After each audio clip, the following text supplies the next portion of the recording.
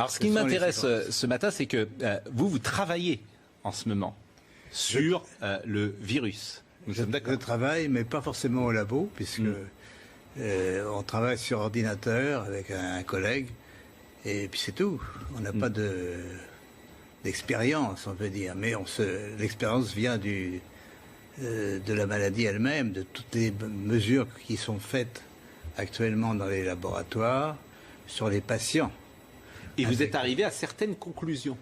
Alors, nous sommes arrivés à la conclusion qu'effectivement, il y avait eu une manipulation au sujet de ce virus. C'est-à-dire?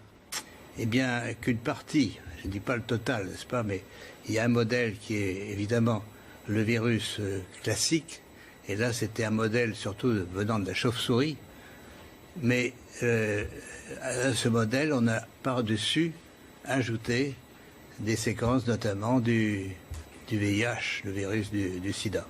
Mais quand vous dites « on a ajouté », qui a ajouté? Ah, moi, je ne sais pas. Mais c'est pas naturel, c'est ce que vous voulez dire? Non, ce n'est pas naturel. C'était un travail de professionnel, un travail de biologiste moléculaire. C'est un travail très minutieux, on peut dire d'horloger, on peut dire au niveau des séquences. Mais dans quel but?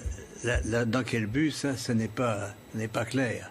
Moi, j'expose, si vous voulez, mon travail, c'est d'exposer les faits, c'est tout. Je n'accuse personne, je ne sais pas qui a fait ça et pourquoi.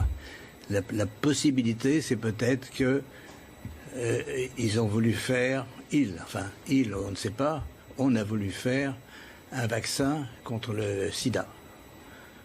Donc on a pris des petites séquences du virus et on les a installées dans la séquence plus grande du coronavirus. Alors je suis pas sûr de comprendre tout ce que vous dites. C'est-à-dire que dans ce virus, il y a une part de VIH? Voilà, c'est ça. Le matériel génétique du virus est un long ruban d'ARN, n'est-ce pas? Comme de l'ADN, mais c'est de l'ARN. Et dans ce long ruban, à une certaine place, on a fixé des séquences petites de VIH. Mais ces séquences petites ne sont pas petites pour ne rien vouloir dire. Elles ont la possibilité de modifier, par exemple, ce qu'on appelle des sites antigéniques. C'est-à-dire, si on veut faire un vaccin, on peut très bien modifier la protéine qui est exposée pour le vaccin par une petite séquence venant d'un autre virus. Mais vous êtes certain de ça? Parce qu'on a dit que le bruit a couru, que c'était d'une origine humaine, finalement. Et ça a été ensuite réfuté par la plupart des autorités scientifiques, quand même.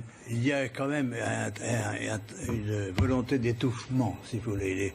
Les travaux, nous ne sommes pas les premiers.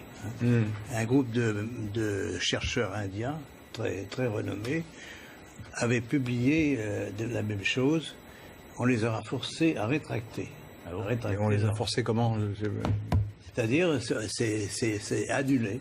Il y a, si vous regardez leur publication, vous avez une grande bande annulée parce que... Mais ce que vous dites là, la plupart des scientifiques disent le contraire, hein, quand même. Hein. De moins en moins.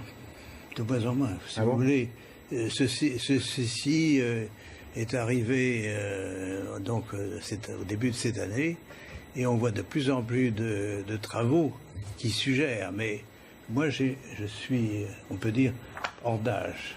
Je suis prix Nobel et je peux travailler librement. J'ai donc aucune pression sur moi qui peut agir.